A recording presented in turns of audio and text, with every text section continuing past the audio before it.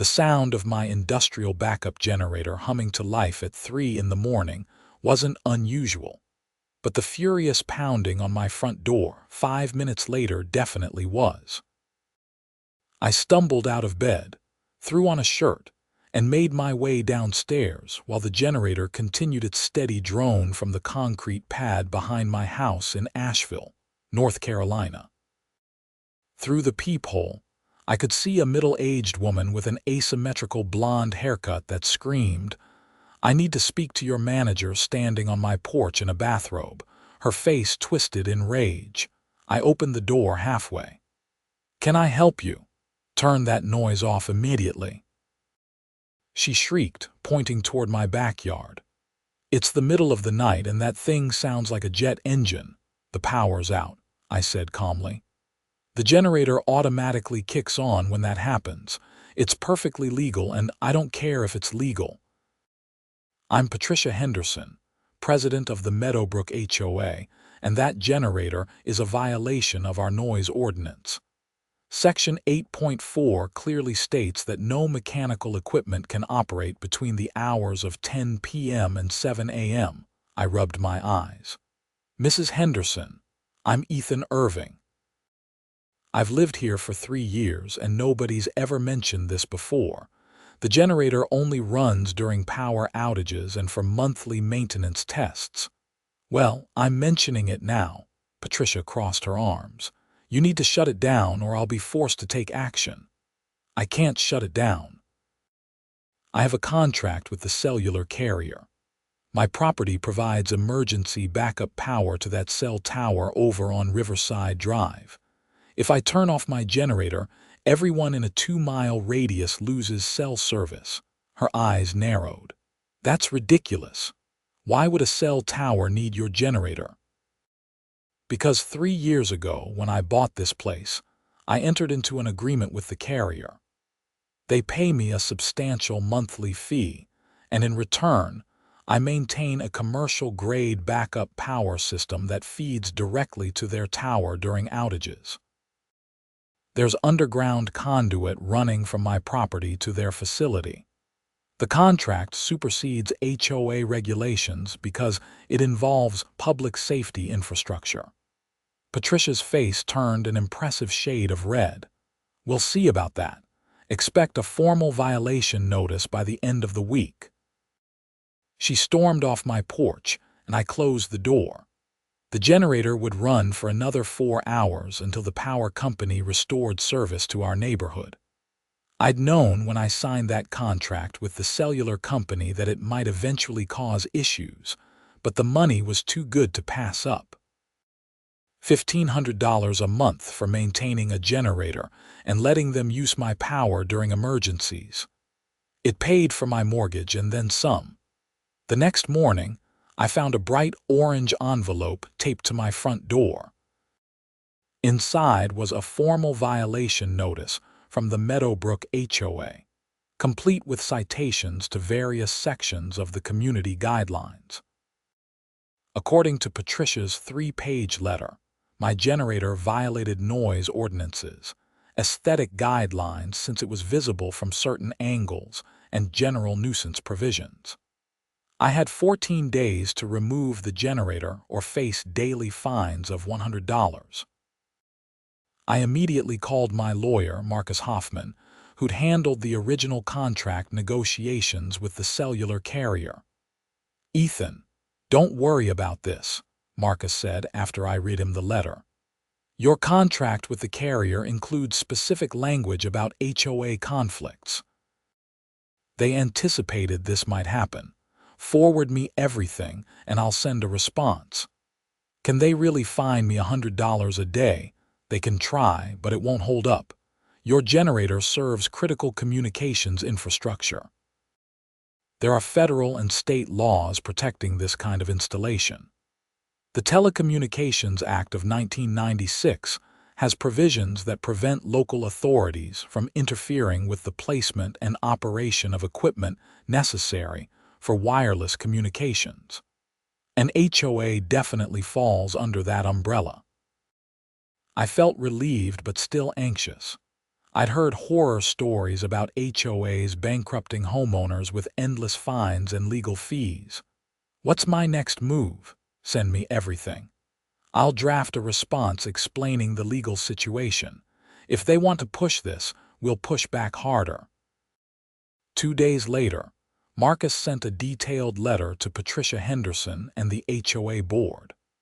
I received a copy via email and was impressed by how thoroughly he'd demolished their position. He cited federal telecommunications law, state utility regulations, public safety requirements, and included copies of my contract with the carrier, complete with the sections showing that my installation had been approved by the county and state utility commission. The letter concluded with a polite warning that any attempt to interfere with the generator's operation could result in federal charges, as disrupting emergency communications infrastructure was a serious offense. Marcus also pointed out that if the HOA's actions caused the generator to be shut down and someone couldn't call 911 during an emergency, the HOA board members could face personal liability. I thought that would be the end of it. I was wrong. A week later, I came home from my job as a network engineer to find my generator surrounded by caution tape and an official-looking notice taped to its housing. The notice claimed the generator had been seized pending resolution of HOA violations and warned that tampering with the tape would result in additional fines. My blood pressure spiked. They hadn't actually removed the generator, but they'd placed a clamp over the fuel line and disconnected the automatic transfer switch that allowed it to kick on during power failures. I immediately took photos and called Marcus. They did what? Marcus sounded genuinely shocked. Ethan, that's not just an HOA violation dispute anymore. They've tampered with utility infrastructure. Call the cellular carrier's emergency number right now. It should be in your contract. I found the number and called. The woman who answered identified herself as Sarah Williams, operations manager for the regional network. Mr. Irving, you said someone tampered with the backup power system. Her voice was sharp and professional. The HOA president had it disabled. They put a clamp on the fuel line and disconnected the transfer switch. That's a serious problem. We've had your generator listed as critical infrastructure supporting Tower 247. If there's a power outage before this is fixed, that entire sector goes dark. Can you send me photos? I sent her everything via email while still on the phone. She was silent for a moment, then I heard typing in the background. Mr. Irving, I'm escalating this immediately. Someone will be there within 2 hours to restore the connection. I'm also notifying our legal department and the Regional Utility Commission. What they've done isn't just a contract violation. They've interfered with emergency communications infrastructure. What does that mean exactly? It means your HOA president might have just committed a federal offense. The FCC takes this kind of thing very seriously, especially given the recent push for reliable emergency communications after the wildfires last year. She wasn't exaggerating about the 2-hour timeline. 90 minutes later, a truck from the cellular carrier pulled up, followed by a county utility commission inspector and, surprisingly, a police officer. The technician from the carrier quickly removed the clamp and reconnected the transfer switch, while the inspector took extensive photographs and notes. Officer Derek Morrison took my statement and examined the caution tape. Who exactly authorized this tampering? Patricia Henderson, the HOA president. She left that notice. I pointed to the paper still taped to the generator housing. He photographed it. And this generator powers the cell tower. During emergencies, yes, I have a contract. I showed him my copy of the agreement on my phone. The utility inspector, a stern-faced man named Robert Chen, joined our conversation. Officer Morrison, I can confirm this installation is registered with the State Utility Commission as critical infrastructure supporting emergency communications. Any tampering without proper authorization is a Class H felony under North Carolina General Statute 14151.2. A felony? I was stunned. I'd expected civil issues, maybe fines, but not criminal charges. Absolutely, Robert said. This isn't like cutting someone's fence or stealing their lawn gnome. This generator is part of the emergency communications grid. If there'd been a power outage between when they disabled it and now, potentially hundreds of people could have been unable to reach emergency services. Officer Morrison nodded slowly. I'll need to speak with Mrs. Henderson. Mr. Irving, do you have contact information? I provided Patricia's phone number and address. The officer walked back to his patrol car to make the call while the technician finished testing the generator and transfer switch. Sarah Williams called me back 20 minutes later. Mr. Irving, everything's reconnected and functional. Our technician ran a full diagnostic. I've also filed a formal complaint with the FCC and the State Utility Commission. You should receive documentation within 24 hours. What happens now? Our legal team will handle it from here. Your contract includes an indemnification clause, meaning we'll cover any legal costs associated with defending the installation. I've also been authorized to let you know we're increasing your monthly compensation by $500, effective immediately, as an apology for this disruption and the stress it's caused. That's not necessary, but thank you. It is necessary. We take our infrastructure partnership seriously. If your HOA continues causing problems, we have the resources to make it very expensive for them. Officer Morrison was back at my door 30 minutes later, his expression grim. I spoke with Mrs. Henderson. She claims she had every right to disable the generator because it violates HOA rules. I explained the legal situation, but she was resistant to understanding. What does that mean for me, for you? Nothing. You're the victim here, for her. I've filed an initial report, and the district attorney's office will review it. Given what Mr. Chen told me about the classification of this equipment, she's looking at potential criminal charges. I've also contacted my supervisor and will be issuing a formal warning to the HOA board not to touch this equipment again. Will she actually face charges? That's up to the DA. But interference with emergency communications is taken seriously, especially in this area. We had those major storms 2 years ago where cell service was the only way people could call for help. The state legislature passed stricter laws after that. After everyone left, I sat on my back porch staring at the generator. It hummed its regular operational test cycle, completely indifferent to the chaos it had caused. I'd bought this house specifically because the large lot and location made it perfect for the cellular carrier's needs. The extra income had allowed me to pay off my student loans and start saving for retirement. Now I was potentially in the middle of a federal case. The next morning, I received a certified letter from the HOA's lawyer, a local attorney named Gregory Price.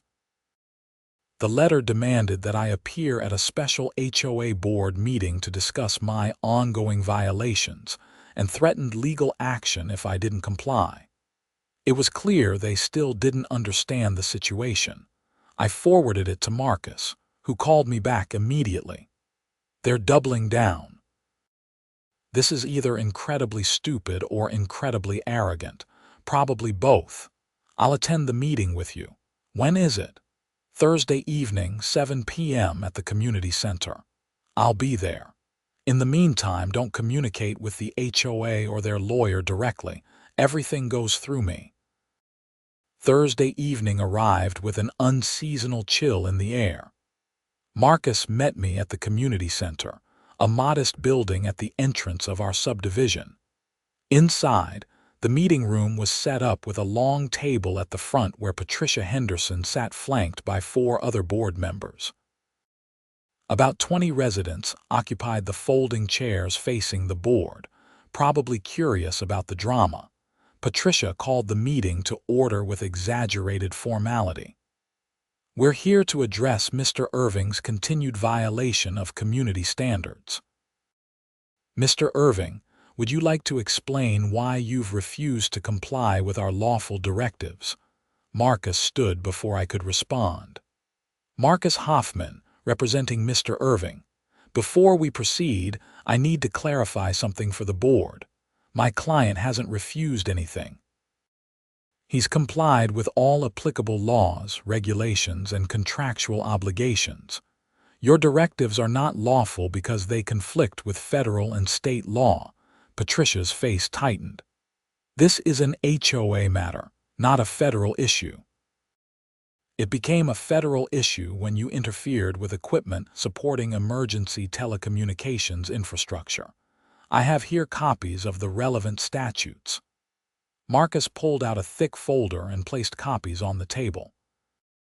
The Telecommunications Act of 1996, Section 704, specifically preempts local regulations that prohibit or have the effect of prohibiting the provision of wireless services. Mr. Irving's generator is essential to providing wireless service in this area during power outages. One of the other board members, a balding man whose nameplate read Tom Spencer, Treasurer, leaned forward. "We weren't aware of the telecommunications connection. Patricia told us it was just a noisy generator." Patricia shot him a sharp look. "It doesn't matter what it powers. It violates our noise ordinance." "Actually, it does matter," Marcus continued.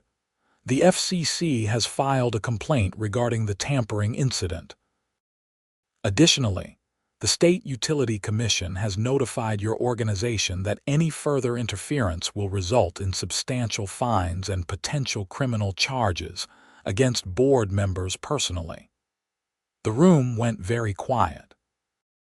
Another board member, a woman named Jennifer Cole according to her nameplate, raised her hand tentatively. "Criminal charges? Yes. Tampering with emergency communications infrastructure is a Class H felony in North Carolina. When Mrs. Henderson had someone disable Mr. Irving's generator, she committed that felony. The district attorney's office is currently reviewing the case." Patricia stood up abruptly. "This is ridiculous. I was enforcing our community rules." "You were interfering with critical infrastructure," Marcus said calmly. "The law is very clear on this.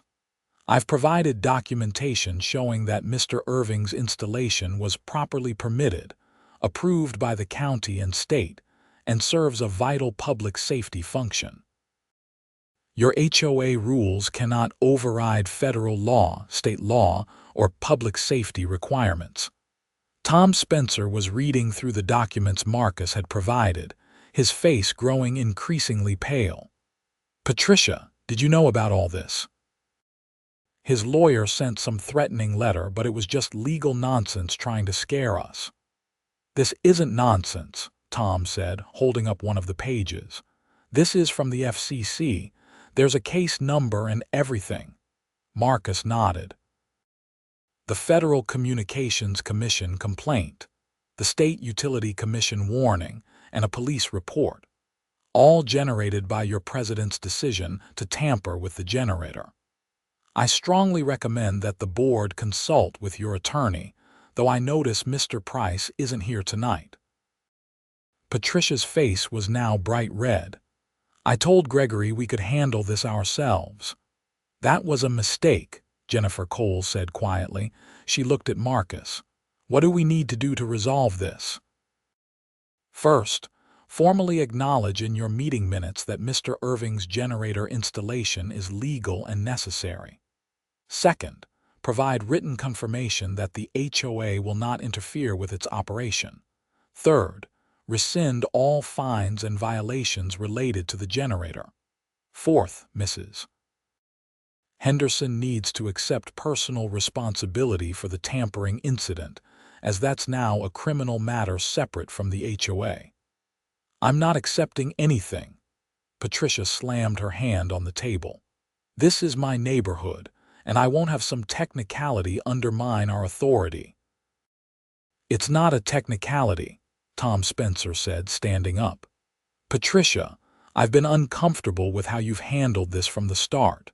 You told us the generator was just a nuisance. You never mentioned it was connected to a cell tower or that there was a contract involved. I move that we vote to accept Mr. Hoffman's terms. I second that, Jennifer Cole added immediately. Patricia looked betrayed. You can't be serious. I'm trying to protect our property values. You're going to bankrupt the HOA with legal fees, Tom shot back. And apparently, you've committed a felony. I didn't sign up for this. The vote was 4-1, with Patricia casting the only dissenting vote. The board formally resolved to recognize my generator as legal and necessary infrastructure, rescinded all violations and fines, and agreed to send written confirmation within 3 business days. Patricia stormed out of the meeting immediately after the vote, slamming the door behind her. Tom Spencer approached me afterward, looking exhausted. Mr. Irving, I apologize for all of this. Most of us didn't understand what was happening. Patricia convinced us you were just being difficult about a noise complaint. I appreciate that, I said. I'm not trying to cause problems. I just need to fulfill my contract. I understand that now. For what it's worth, I'm going to recommend that the board remove Patricia as president. This has been a disaster. Marcus and I left the community center feeling cautiously optimistic.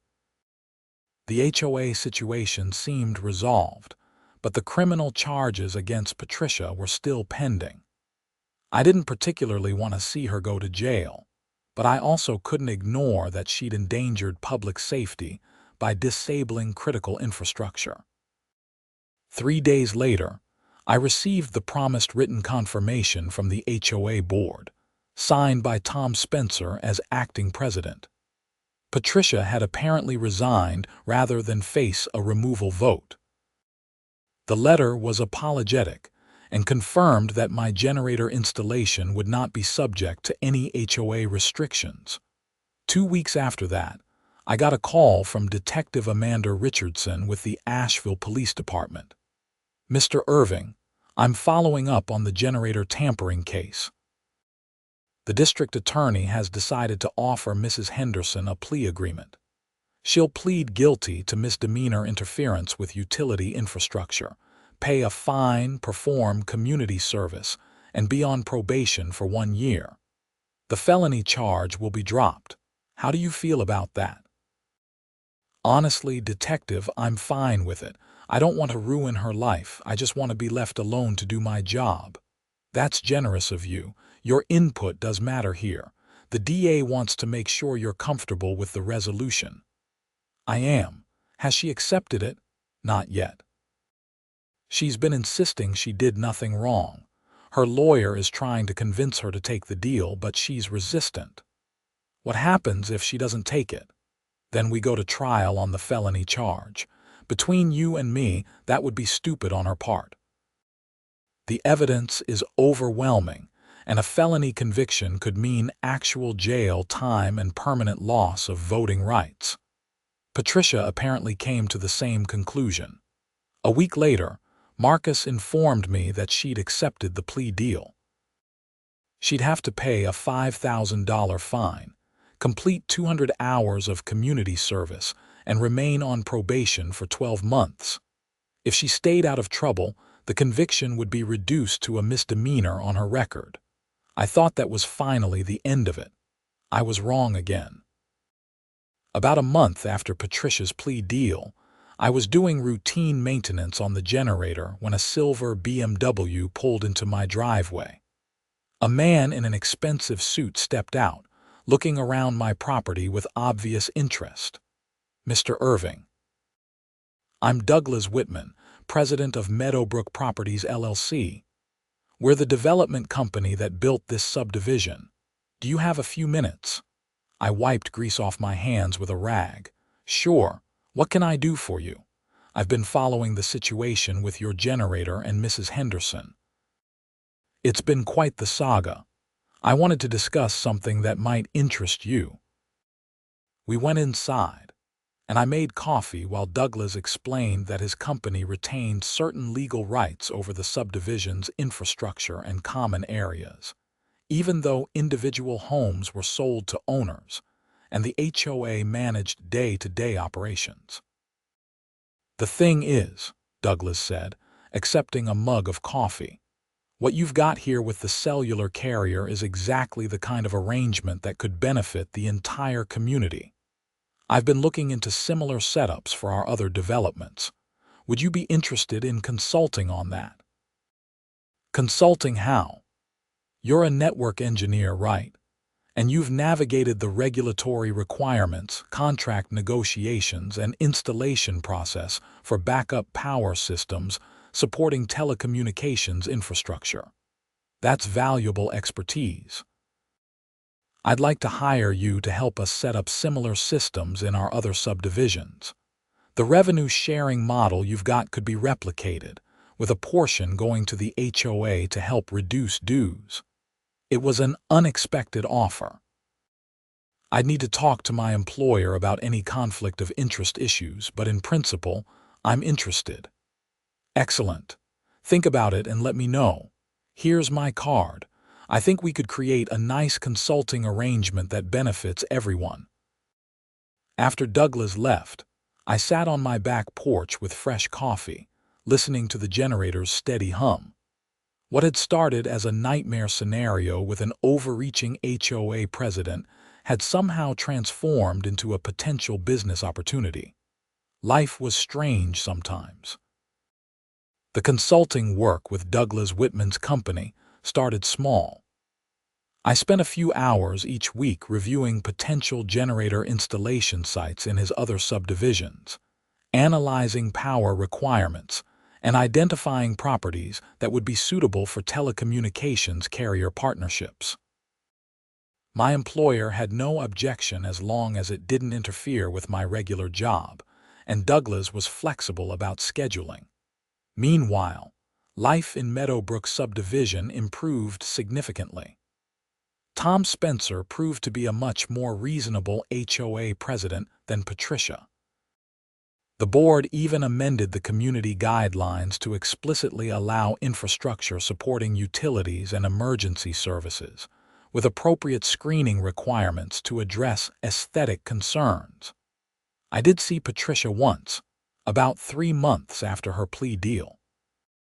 She was doing community service at a local food bank where I volunteered on weekends. We made eye contact across the warehouse, and for a moment, I thought she might say something. Instead, she looked away and continued sorting canned goods. Later, as I was leaving, she approached me in the parking lot. "Mr. Irving, wait." I turned, unsure what to expect. Patricia looked tired and older than I remembered. I wanted to apologize. I was wrong about the generator. I didn't understand what it was for, and I let my need to control the neighborhood cloud my judgment. I cost the HOA thousands in legal fees, damaged my own reputation, and almost went to jail because I couldn't admit I was wrong. I appreciate you saying that. I thought I was protecting everyone's property values. I thought enforcing the rules, no matter what, was the right thing to do. I didn't realize that sometimes the rules themselves are wrong, or that there are bigger considerations than whether something looks perfect or sounds quiet. We all make mistakes, I said. Some mistakes are bigger than others. I interfered with emergency communications because I was too proud to listen. That's not a small mistake, she paused.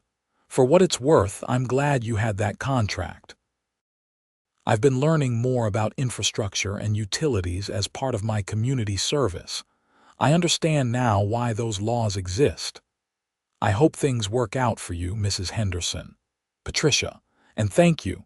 I don't deserve your kindness, but I appreciate it. She walked back into the food bank, and I drove home thinking about how complicated people could be. Patricia had made terrible decisions driven by ego and a need for control, but she was also capable of growth and genuine remorse. That was more than some people ever managed. The consulting work grew steadily over the following months.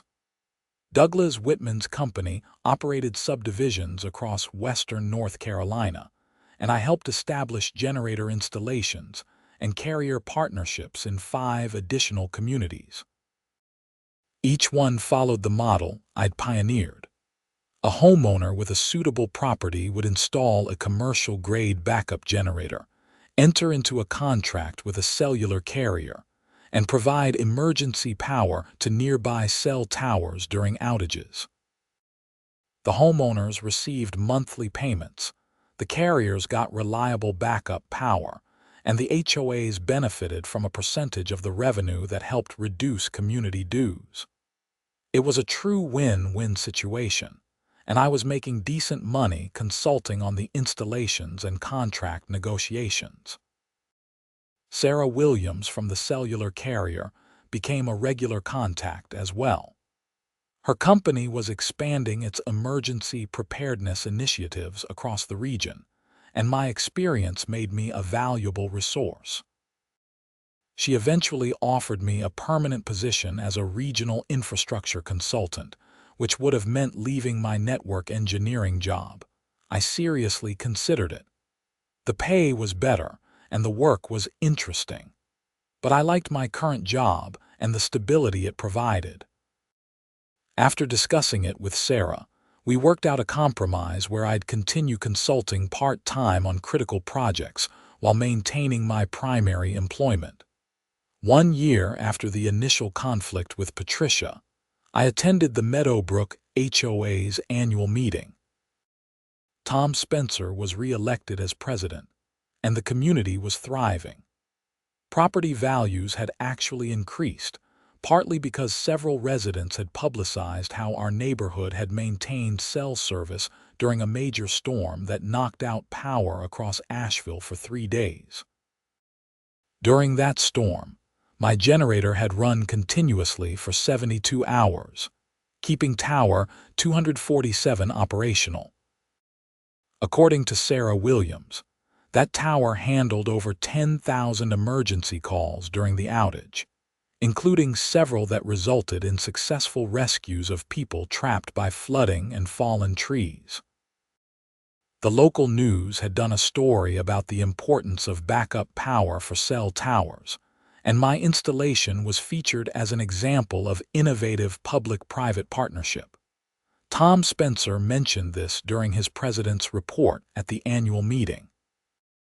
I want to recognize Ethan Irving, whose generator installation not only serves our community, but played a crucial role in emergency response last winter.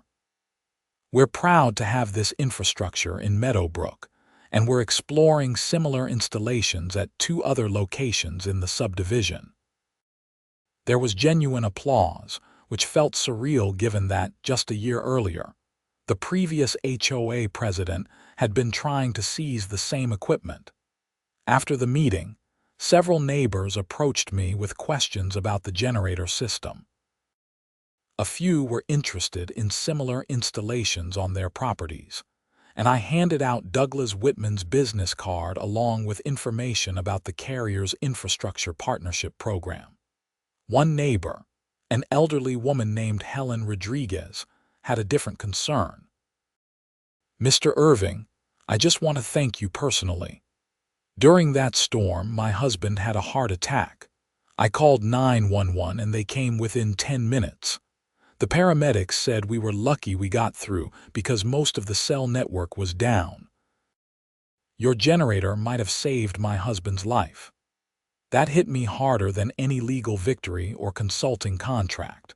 All the conflict with Patricia, the legal expenses, the stress, it had been worth it because the system had done exactly what it was supposed to do when it mattered most. I'm glad I could help, Mrs. Rodriguez. How is your husband doing? Much better, thank you. He's home and recovering well. She patted my arm. You keep that generator running, young man. It matters more than you know. The summer brought unexpected developments in Patricia's situation. She'd completed her community service and was nearing the end of her probation. I heard through the subdivision grapevine that she'd become quite involved with the food bank, even volunteering beyond her required hours. Apparently, she'd found a sense of purpose in that work that had been missing from her obsessive HOA management. I ran into her again at the grocery store in August. We both reached for the same box of cereal, one of those awkward moments that could have been uncomfortable. Instead, she smiled slightly and gestured for me to take it. How are you doing, Patricia? Better, actually. The probation ends next month and I'll be glad to have it behind me. But honestly, this year has been good for me. I needed to be knocked down a few pegs. We all need that sometimes. Some of us more than others. She grabbed a different cereal. I heard about the storm and your generator keeping the cell tower running. That must have felt good. It felt like things working the way they're supposed to. She nodded. I've been thinking a lot about that. I spent so many years worried about rules and appearances and control. I never stopped to think about what actually mattered. You were trying to provide a service, and I saw it as a personal challenge to my authority. That's pretty messed up. You've apologized, Patricia. You don't need to keep doing it. Maybe I do. Maybe I need to keep reminding myself what happens when ego takes over. She paused. I heard you're doing consulting work now, helping set up similar systems in other neighborhoods. That's right. That's really good. You took something that caused you so much trouble and turned it into something positive. I respect that. We parted ways, and I realized that Patricia's transformation seemed genuine. She'd hit bottom and come out the other side as a different person. Not everyone managed that. The second year after the initial conflict was quieter. My consulting work continued growing, and I helped establish generator installations in 9 more subdivisions across North Carolina. Douglas Whitman's company was so pleased with the results that they started incorporating infrastructure easements for potential generator installations into their development plans for new subdivisions. Sarah Williams was promoted to Director of Emergency Services for the cellular carrier's entire southeastern region. She credited the success of the Meadowbrook installation and subsequent projects I'd consulted on as a major factor in her promotion. We'd become friends through the work, and she occasionally invited me to present at industry conferences about public-private partnerships for emergency communications infrastructure. My own life had changed in unexpected ways. The additional income from consulting had allowed me to pay off my house completely. I was only 35 years old and owned my home free and clear, which felt surreal. I'd also started dating someone I'd met at one of those industry conferences, an engineer named Rebecca who worked for a different carrier and shared my interest in infrastructure resilience. The third anniversary of buying my house coincided with a major ice storm that hit Asheville in January. Power was out across the region for nearly a week in some areas. My generator ran flawlessly, keeping Tower 247 operational throughout the crisis. During that week, I received calls from Sarah Williams, Douglas Whitman, Tom Spencer, and even the mayor of Asheville, all thanking me for maintaining the installation. The mayor's call was particularly interesting. She wanted to discuss expanding the model to other critical infrastructure in the city. Could similar backup power arrangements support other emergency services? What about traffic signals at major intersections? Water treatment facilities? I explained that each application would require specific analysis, but the basic concept was sound. Private property owners with suitable locations and resources could partner with utilities and service providers to enhance community resilience. The key was proper contracts, regulatory compliance, and reliable equipment. Mr. Irving, would you be willing to serve on a city task force examining infrastructure resilience? We're trying to improve emergency preparedness after these repeated major storms. I agreed, which led to another unexpected dimension to my life. The task force included city planners, utility representatives, emergency management officials, and several other technical experts. We met monthly to develop recommendations for improving Asheville's infrastructure resilience. Through this work, I learned that my generator installation had inspired similar projects across the region. Other cellular carriers were actively seeking property owners who could host backup power systems. Some were even installing solar panels with battery backup to supplement or replace diesel generators. The task force's final report, published 18 months later, included several recommendations based on the Meadowbrook model. The city adopted new policies encouraging public-private partnerships for infrastructure resilience, streamlined permitting for backup power installations supporting critical services, and created a database of properties suitable for infrastructure partnerships. Meanwhile, Patricia Henderson had completed her probation and moved on with her life. She'd taken a job with a nonprofit focused on food security and seemed genuinely happy. I saw her occasionally at community events, and we'd always exchange pleasantries. The anger and stress from our original conflict had faded into distant memory. Tom Spencer served 3 terms as HOA president before stepping down, citing time commitments from his regular job. His successor was Jennifer Cole, who'd been one of the board members during the original generator conflict. She ran the HOA with the same reasonable, measured approach that Tom had established. Under Jennifer's leadership, Meadowbrook added 2 more generator installations at opposite ends of the subdivision. Both homeowners entered into contracts with different carriers, and the HOA received a small percentage of the revenue from each installation. This additional income allowed the HOA to reduce annual dues by 15%, while also funding improvements to common areas. The subdivision had become somewhat famous in local development circles as an example of how communities could benefit from hosting critical infrastructure. Real estate agents marketed homes in Meadowbrook by highlighting the reliable cell service and community resilience. Property values had increased by 12% above comparable neighborhoods, directly contradicting Patricia's original fear that the generator would harm values. I turned 40 years old 5 years after the initial conflict. Rebecca and I had gotten married 2 years earlier, and we were expecting our first child.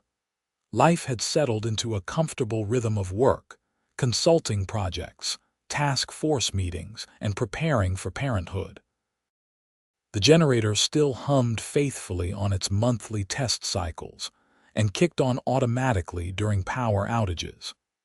It had logged over 15,000 hours of operation, and I'd maintained it meticulously according to manufacturer specifications and the requirements of my carrier contract. One evening in October, as Rebecca and I sat on the back porch watching the sunset, she gestured toward the generator on its concrete pad. "That thing basically changed your whole life, didn't it?" I thought about the question. I guess it did. I never expected it when I installed it, but yeah, everything that's happened since then traces back to that decision. Would you do it again, knowing what you know now? All the conflict with Patricia, the legal stress, everything? Absolutely. It was scary at the time, but look at what came from it. The consulting work, the task force, helping establish systems across the region, and knowing that the installation has genuinely helped people during emergencies. That means something. You're a good man, Ethan Irving. I just maintained a generator. You did more than that. You stood up for something important when it would have been easier to just cave to the HOA. A lot of people would have given up. She was right, though I hadn't thought about it in those terms. When Patricia was threatening daily fines and the HOA seemed determined to make my life miserable, I could have dismantled the installation and walked away from the carrier contract. It would have been simpler. But I hadn't built the installation just for the money, though that was certainly nice. I'd done it because I believed infrastructure mattered, because reliable communications during emergencies saved lives, and because someone needed to step up and make it work. Patricia's threats had made me more determined, not less. The cellular carrier had recently approached me about renewing my contract for another 5 years. The new terms included a substantial increase in monthly compensation and coverage for any future legal issues related to the installation. I'd signed without hesitation. Rebecca went inside to get ready for bed, and I stayed on the porch a while longer. The generator sat silent in the evening light, just a large metal box on a concrete pad. To most people, it would be unremarkable, maybe even ugly. But I knew what it represented: resilience, preparation, and commitment to community welfare. My phone buzzed with a text from Douglas Whitman. Another development company had contacted him about consulting on generator installations in Florida, where hurricane preparedness made backup power even more critical. Was I interested in expanding my consulting territory? I responded that I'd think about it. Florida would mean more travel, but it was also an opportunity to help more communities become resilient. With a baby on the way, I'd need to carefully balance family time and work commitments. Another text came through, this one from Sarah Williams. A major carrier conference was coming up in Charlotte, and they wanted me to keynote on public-private infrastructure partnerships. It would be my biggest speaking engagement yet, with representatives from carriers, utilities, and municipalities across the Southeast. I accepted. 5 years ago, I'd been a network engineer with a generator in my backyard, and an angry HOA president threatening to fine me into bankruptcy. Now, I was apparently an expert on infrastructure resilience, keynoting industry conferences and consulting for development companies across multiple states. The journey from that 3 a.m. confrontation with Patricia to this moment had been unexpected and occasionally stressful, but ultimately rewarding. I'd learned that standing up for what's right often comes with costs, but those costs are worth paying. I'd learned that systems and rules exist to serve people, not the other way around. And I'd learned that one person's determination to do something meaningful can ripple outward in ways impossible to predict. The generator clicked on for its monthly test cycle, breaking the evening quiet with its familiar diesel rumble. I smiled and raised my coffee mug in a silent toast. That ugly metal box had changed my life, and through it, I'd helped make my community and dozens of others more resilient and prepared for emergencies. Not bad for a backup generator. The keynote speech in Charlotte went well. I stood in front of 300 people and explained how a conflict with my HOA had led to a regional movement toward better infrastructure resilience. I showed photos of my installation, explained the legal framework, and outlined the benefits for homeowners, carriers, utilities, and communities. During the question and answer session, someone asked if I'd ever spoken to Patricia Henderson after everything was resolved. I have, I said. She apologized sincerely and took responsibility for her mistakes. She went through a difficult time but came out better for it. I respect that kind of growth. Another person asked what advice I'd give to homeowners facing similar HOA conflicts. Know your rights, document everything, and get good legal advice early. But also try to understand where the other side is coming from. Patricia wasn't evil or stupid. She was operating from a place of fear about property values and control. Understanding that doesn't mean giving in, but it helps you respond more effectively. After the conference, several people approached me about potential consulting projects. A utility company wanted help developing a network of backup power installations across their service territory. A municipality was interested in creating an infrastructure resilience program modeled on what Asheville had done. A technology company had developed a new type of fuel cell generator and wanted my input on deployment strategies. I collected business cards and promised to follow up. The work was energizing, but I was also conscious of the baby arriving in 4 months. Rebecca and I had agreed that family would come first, and I'd need to be selective about new commitments. Flying home from Charlotte, I reflected on how much had changed. 5 years ago, I couldn't have imagined any of this. The consulting work, the speaking engagements, the task force involvement, it had all emerged from a simple decision to install a generator and honor my contract, despite HOA opposition. There was a lesson there about perseverance and principle. When Patricia had threatened daily fines and tried to seize my generator, I could have calculated that the legal costs and stress weren't worth it.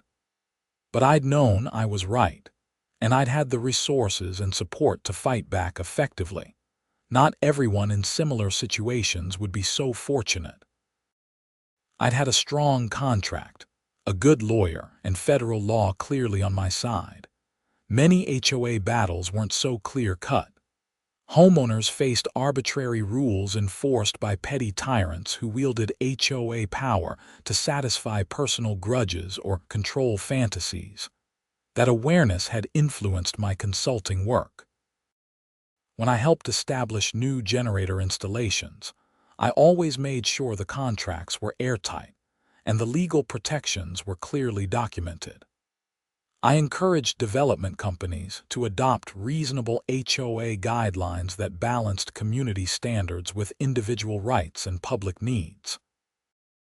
I'd even spoken with state legislators about reforming HOA laws to provide better protection for homeowners and clearer guidelines about when HOA authority must yield to broader public interests. It was slow work, but progress was happening. Rebecca picked me up at the airport, her growing belly now obvious. She hugged me carefully. "How was the conference?" "Good, productive. I got several new potential clients, but I'm being selective about what to take on. Because of this one," she patted her stomach. "Exactly. I'm not missing my kids' childhood because I'm traveling constantly for consulting gigs." We drove home through familiar streets, past subdivisions where I'd consulted on generator installations, past cell towers I knew had backup power systems because of work I'd done. It was satisfying seeing the tangible results of that work throughout the region. At home, the generator sat in its usual spot, silent until the next test cycle or power outage. It had become such a normal part of my life that I sometimes forgot how much conflict it had caused. Patricia's furious face at 3 in the morning, the caution tape and disabled fuel line, the police involvement and legal threats, all of that seemed distant now. But the lessons remained fresh. I'd learned that doing the right thing sometimes means accepting conflict. That standing up to unreasonable authority requires courage and resources. That systems exist to serve people, and when systems become ends in themselves rather than means to serve communities, something has gone wrong. I'd also learned that people can change. Patricia had gone from an out-of-control HOA president, abusing her authority to someone doing genuine good through nonprofit work. She'd recognized her mistakes, accepted consequences, and grown from the experience. That kind of transformation deserved recognition and respect. The next few months were busy with preparations for the baby. Rebecca and I converted the spare bedroom into a nursery, attended birthing classes, and made all the usual preparations expectant parents make. The consulting work continued at a reduced pace, and I turned down several projects that would have required extensive travel. Douglas Whitman was understanding. "Family comes first, Ethan. The work will still be here when you're ready. Congratulations again on the baby." Sarah Williams sent a generous gift basket when our daughter was born in March.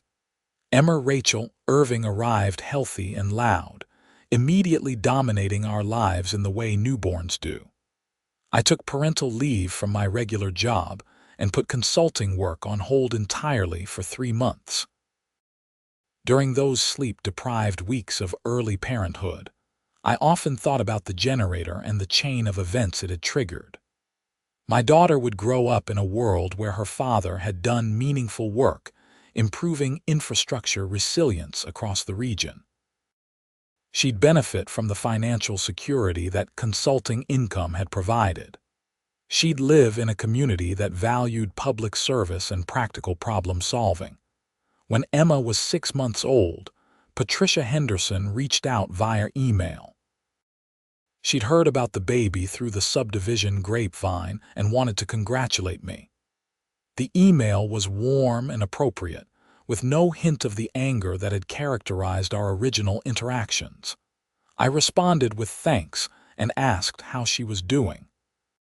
She replied that she'd been promoted at the food bank and was now managing their volunteer program. She'd also started teaching a class at the community college about nonprofit management.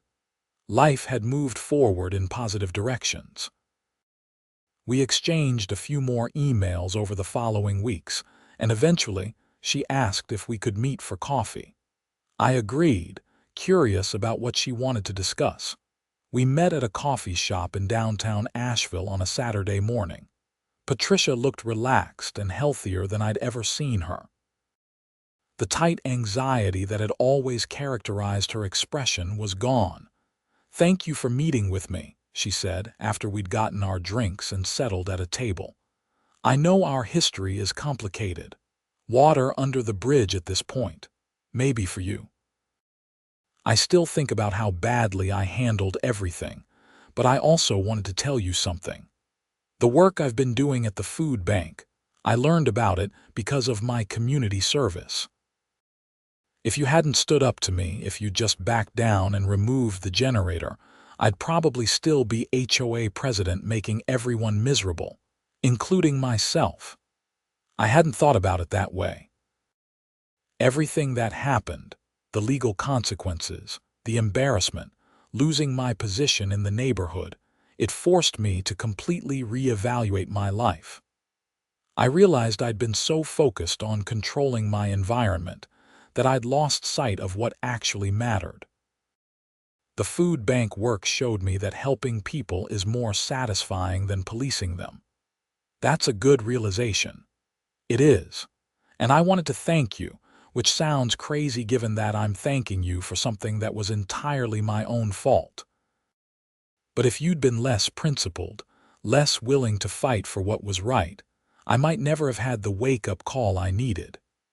We talked for another hour, and I learned more about Patricia's journey over the past 5 years.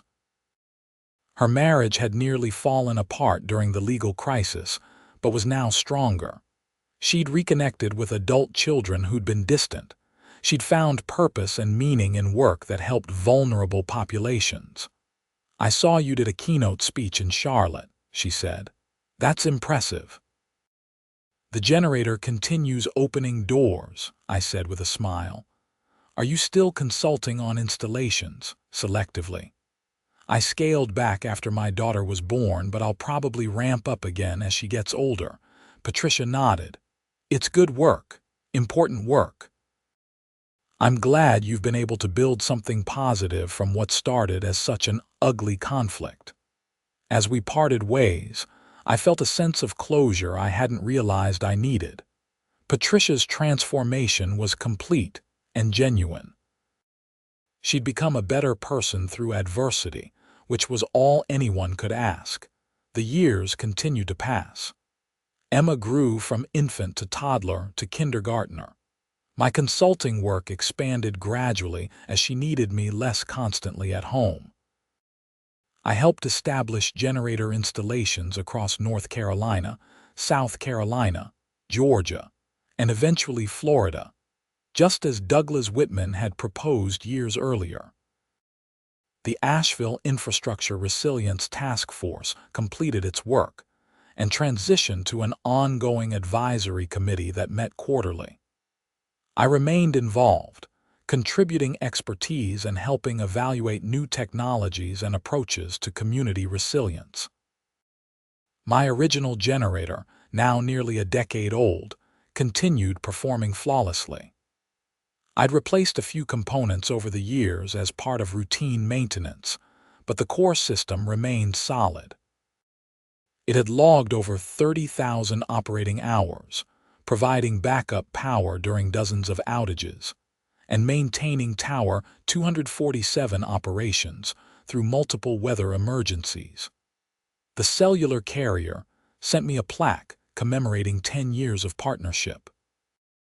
It hung in my home office alongside certificates from industry conferences, photos from various installations I'd consulted on, and a framed newspaper article about my keynote speech that had run in the Charlotte Observer. Rebecca occasionally teased me about my generator empire, but she appreciated the financial security and meaningful nature of the work. We'd had a second child, a son named Michael, and were living comfortably in the house that the generator continued to help support. Tom Spencer and I remained friends.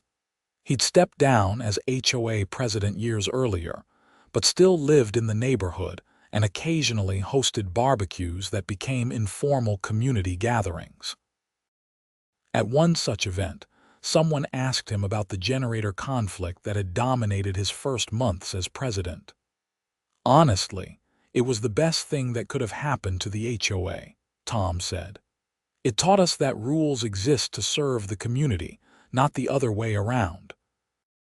It got rid of a president who was damaging the neighborhood, and it led to us hosting infrastructure that genuinely helps people. Ethan's generator might have saved lives during those major storms. How many HOAs can say they've contributed to public safety? I appreciated the sentiment, but felt uncomfortable being praised for what I still considered simply doing the right thing. The generator was just equipment. The carrier contract was just a business arrangement. I'd maintained both because it made sense, and because federal law protected my right to do so. But Tom had a point. The conflict had transformed Meadowbrook from a typical HOA-managed subdivision into something more interesting. We had infrastructure that served the broader community. We had a culture that valued practical problem-solving over rigid rule enforcement. And we had a demonstrated track record of resilience during emergencies. Emma started 4th grade, and her class did a unit on community helpers. The teacher invited me to speak about infrastructure and emergency preparedness. I brought photos of the generator, explained how it powered the cell tower during outages, and discussed why reliable communications matter during emergencies. The kids were more interested than I'd expected. One asked if I was like a superhero, which made me laugh. Not a superhero, just someone who maintains equipment and honors contracts. But that equipment helps people during emergencies, which is rewarding. Another student asked if everyone has generators. I explained that most people don't, but that more communities were installing backup power for critical infrastructure. That's partly because of work I've done, helping other neighborhoods set up similar systems.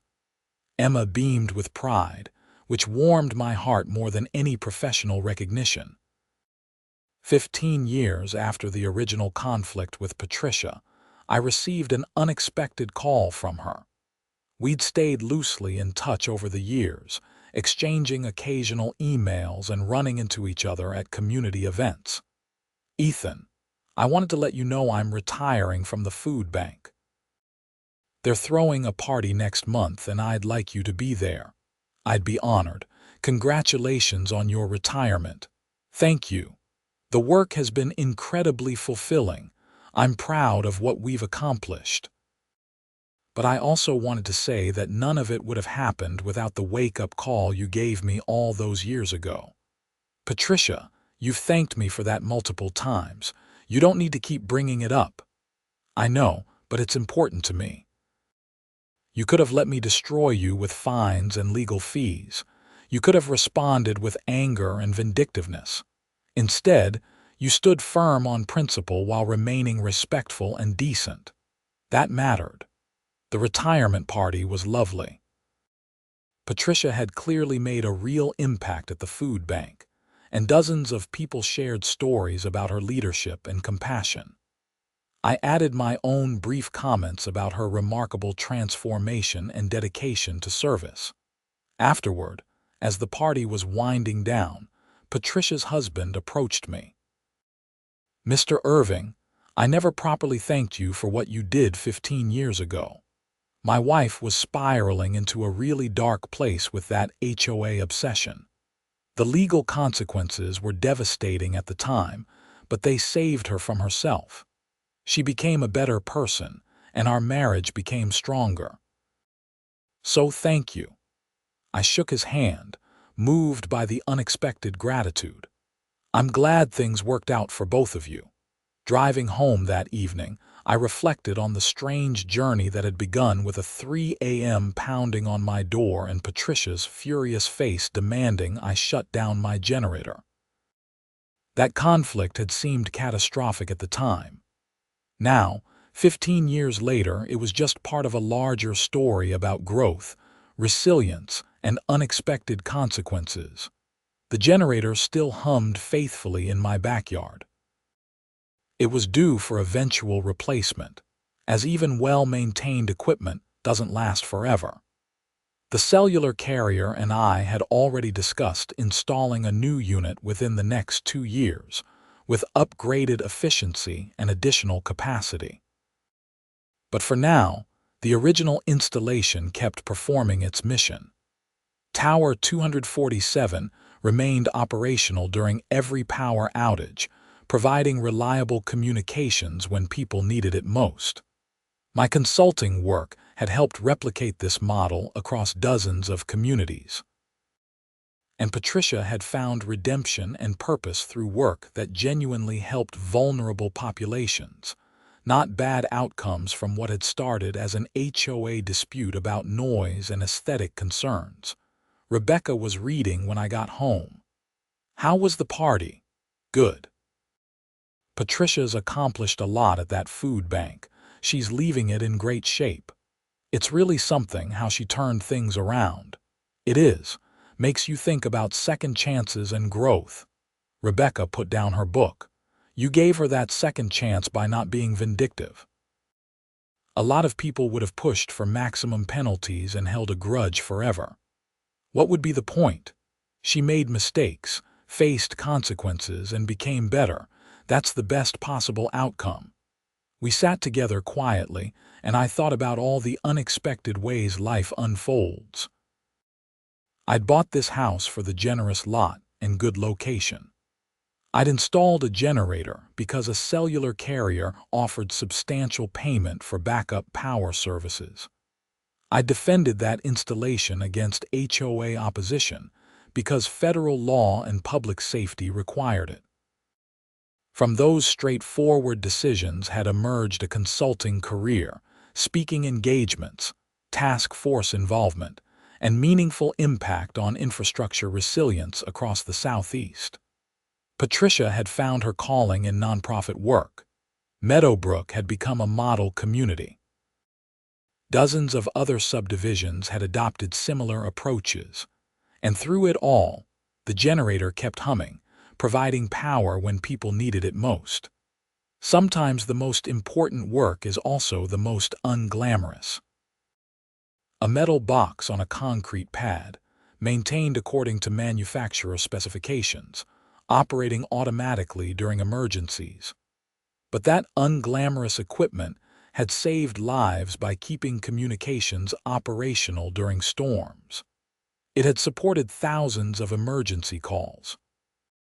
It had demonstrated that public-private partnerships could enhance community resilience, and it had changed numerous lives, including my own and Patricia Henderson's. Emma came into the living room, her homework finished. "Dad, can we go check the generator? I want to show Michael how it works."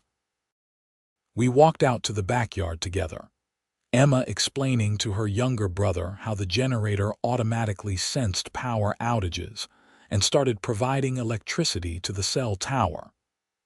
Michael listened with the intense focus that 7-year-olds bring to topics that interest them.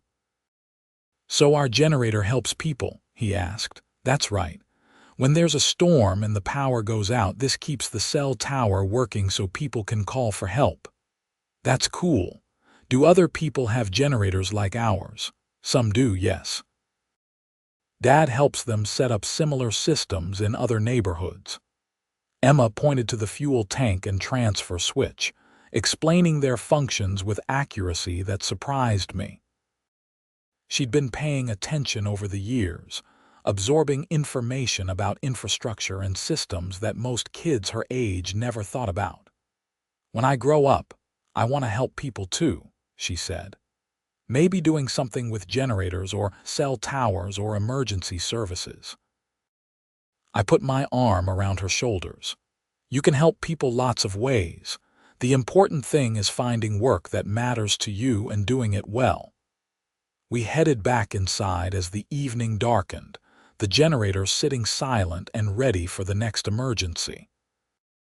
That readiness, that quiet reliability, was what infrastructure was all about. Systems and equipment that worked when needed, maintained by people who took their responsibilities seriously. 17 years after Patricia Henderson had pounded on my door demanding I shut down my generator, I attended her funeral. She died peacefully at 71 after a brief illness, surrounded by family and friends who'd loved her.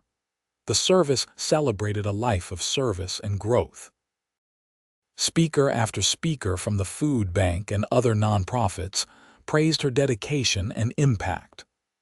Her children spoke about their mother's transformation in her later years, how she'd become more present, more compassionate, more focused on what truly mattered. I didn't speak at the service, but I attended the reception afterward. Patricia's daughter approached me. "Mr. Irving, I'm Susan Henderson. My mother spoke about you many times over the years. I'm sorry for your loss. Your mother was a remarkable woman." She was. "And she always said that you played a crucial role in her becoming who she became. I never quite understood what she meant, but she was insistent about it." I briefly explained the generator conflict and its aftermath. Susan listened intently, then smiled through her tears. "That makes so much sense. Mom always said she'd been heading down a dark path before something jolted her awake. She said she'd been so focused on control and appearances that she'd lost sight of people and purpose. The legal consequences forced her to change course entirely. She made the most of it. Her work at the food bank helped a lot of people. It did. And she was happier in that work than she'd ever been as HOA president or in her previous career. Thank you for standing up to her. It sounds strange to say, but you helped save her from herself."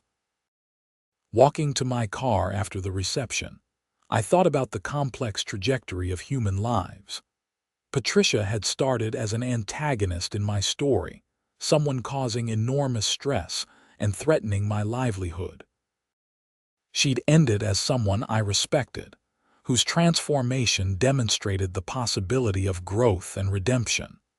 The generator that had catalyzed all of this still operated in my backyard.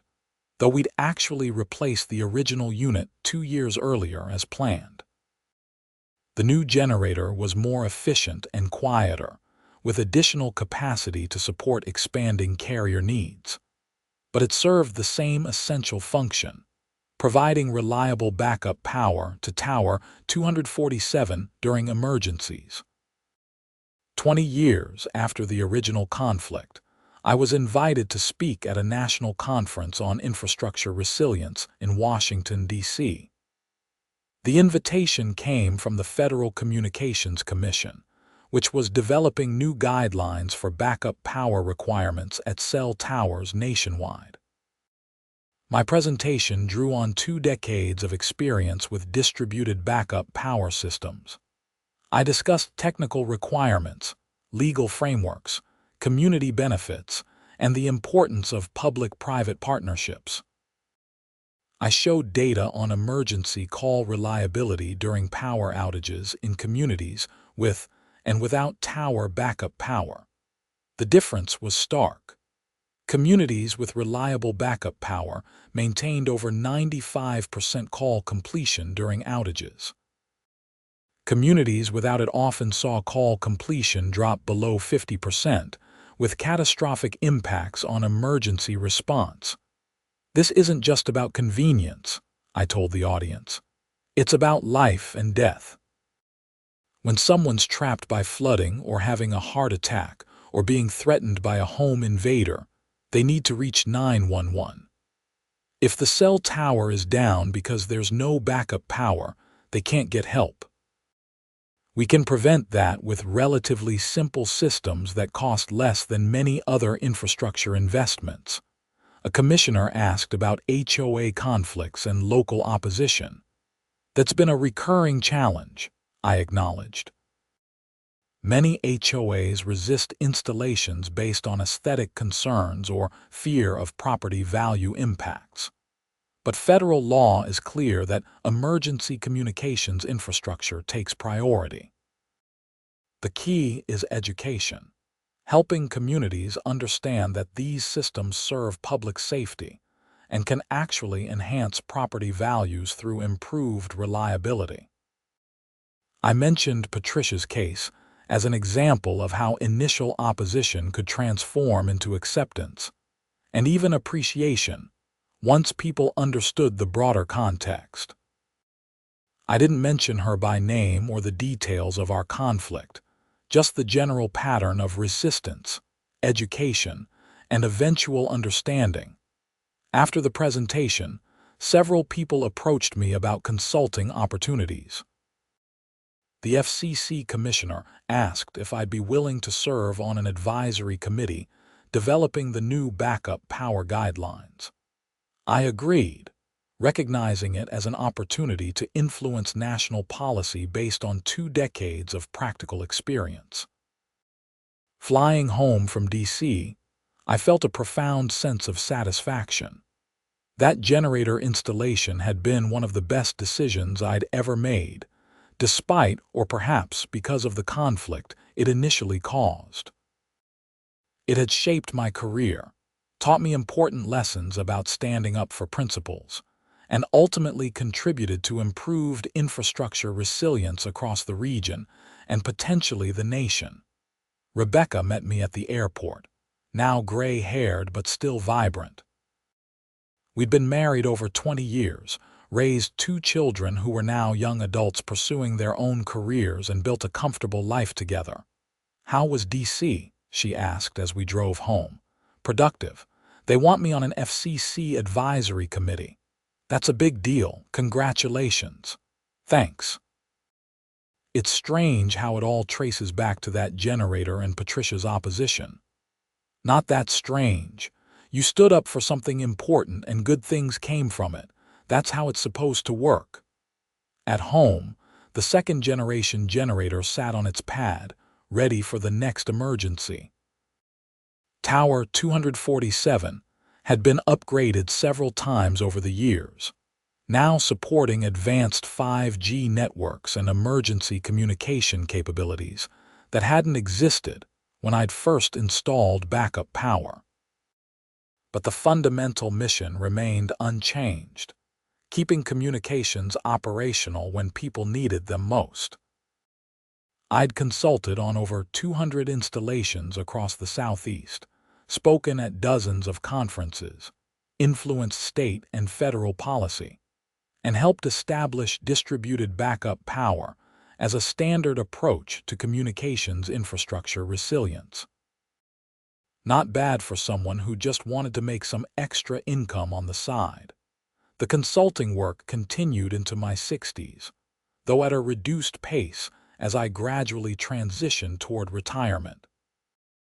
Emma had followed her childhood interest into emergency management, now working for a state agency coordinating disaster response. Michael had become an engineer like his father, specializing in renewable energy systems.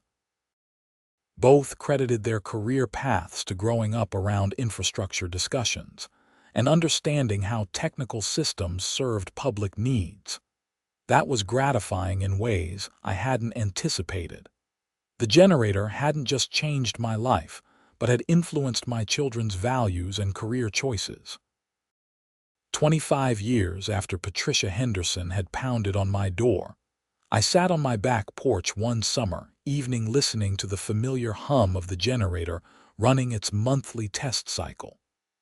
Rebecca had passed away 2 years earlier after a long battle with cancer, and the house felt empty without her. But the work continued. I still consulted occasionally, though most of my projects now involved mentoring younger engineers and sharing lessons from decades of experience. The FCC Advisory Committee work had concluded, and the new backup power guidelines had been adopted. Hundreds of communities across the country were installing distributed backup power systems modeled on the approach I'd pioneered in Meadowbrook. Emma called that evening to check on me.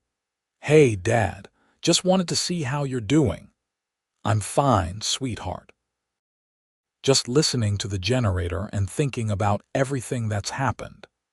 Getting nostalgic in your old age, maybe a little. It's hard to believe it's been 25 years since the whole thing with Patricia Henderson and the HOA. Seems like yesterday and a lifetime ago at the same time. That generator literally changed our lives, didn't it? It really did. Sometimes I wonder what would have happened if I'd backed down when Patricia threatened all those fines. Would I still be just a network engineer with no consulting work? Would you have gone into emergency management? Would any of the infrastructure improvements have happened? Probably not. But you didn't back down because you knew you were right and that the work mattered. That's what you taught Michael and me. Stand up for what's right, especially when it's difficult. After we hung up, I walked out to the generator. It was due for replacement again soon, another cycle of equipment upgrading.